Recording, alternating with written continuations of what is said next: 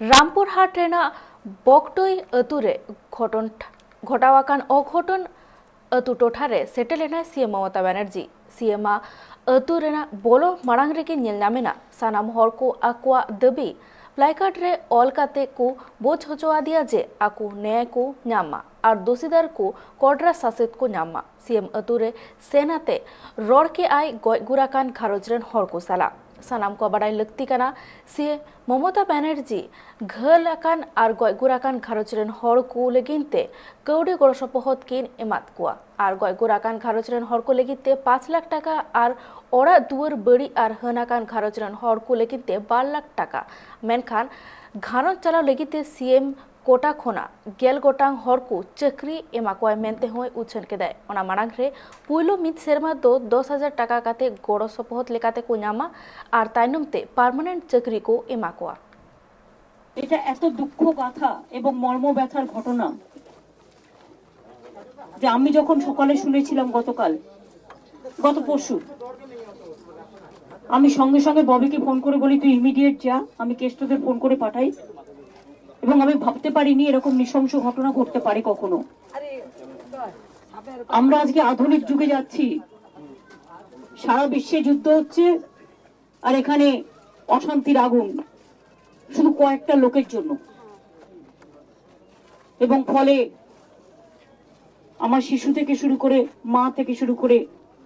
ভাইরা থেকে শুরু করে সবাই আক্রান্ত হয়েছে 10টা বাড়ি পুড়েছে ভাদুও খুন হয়েছে ভাদু খুন হওয়ার পরে আরো 10টা বাড়িতে আগুন লেগেছে এবং তার সেখানেও 8 জন ভাদুকে নিয়ে 8 জন না ওকে বাদ দিয়ে ওকে নিয়ে 8 জন আচ্ছা আচ্ছা আচ্ছা আপনাদের যেটা ডিমান্ড আমি যেটা শুনেছি এক হচ্ছে আমি পুলিশকে বলবো পুলিশের কে আছে এখানে ডিজি আছে ওয়্যার ইজ ডিজি আমি ডিজি কে তো এখানে পাঠিয়েছিলাম আনারুল আমাদের ব্লক প্রেসিডেন্ট বাট তাকে কমপ্লেন করেছিল ওরা কিন্তু সময় মতো পুলিশ পাঠায়নি ওকে অ্যারেস্ট করা হবে তার কারণ হচ্ছে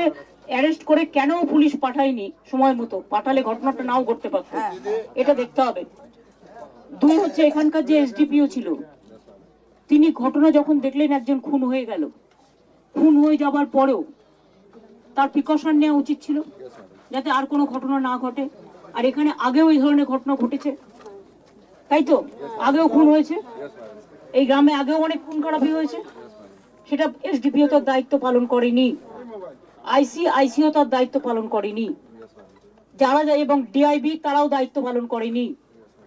সুতরাং যারা দায়িত্ব পালন করেনি এবং এই ঘটনা ঘটতে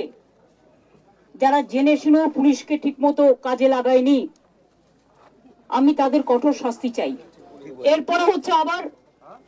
এখনো ধরুন যাদের মেয়েরা বাচ্চারা বেঁচে আছে যে কোনো সময় তাদের বাইরে থেকে গুন্ডা নিয়ে এসে কেউ অ্যাটাক করতে পারে বহিরাগত বড় বৃহত্তর কনস্পিরেসি আছে এখানে সুতরাং এইখানে ভালো করে পিকেটিং রাখতে হবে সকালবেলা রাখলাম দুপুরবেলা পালিয়ে গেলাম হবে না কন্টিনিউ করবে দুই হচ্ছে যারা হসপিটালে আছে পুরো ট্রিটমেন্টের দায়িত্ব নিয়ে তাদের ভালো করতে হবে আমি 60% যে পুড়েছে তাকে আমি কলকাতায় নিয়ে যেতে চেয়েছিলাম হেলিকপ্টারে করে কিন্তু ওর জার্কিং এ শরীর খারাপ হয়ে যেতে পারে তাই ডাক্তাররা অ্যালাউ করেনি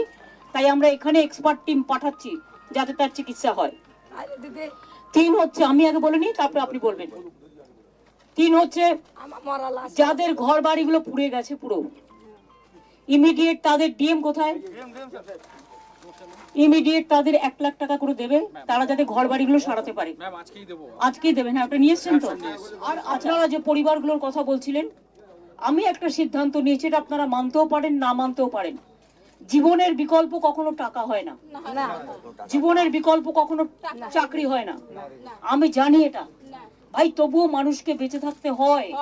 যে চলে যায় তার পরিবারগুলো কি করবে তার পরিবারগুলোকে দেখতে হয় এটা আমাদের মানবিক কর্তব্য তাই আমি যেটা ঠিক করেছি এখন আপাতত ওরা 1 লাখ টাকা করে বাড়িগুলো তৈরি করার জন্য দিক আর 5 লাখ টাকা করে আপনাদের হাতে দিক আর আপনারা যে 10টা পরিবারের কথা বলেছেন পরিবারের 10 জনকে একটা করে চাকরি আমরা করে দেবো তার কারণ পরিবারগুলো চলবার জন্য পানিশমেন্ট আমরা এমন পানিশমেন্ট আমি দেখতে চাই পুলিশ করবে যাতে কোনোদিন এরা এই ধরনের জিনিস করতে না পারে এবং এদের দেখে শিক্ষা নেবে অন্যরাও যাতে এটা না করতে পারে।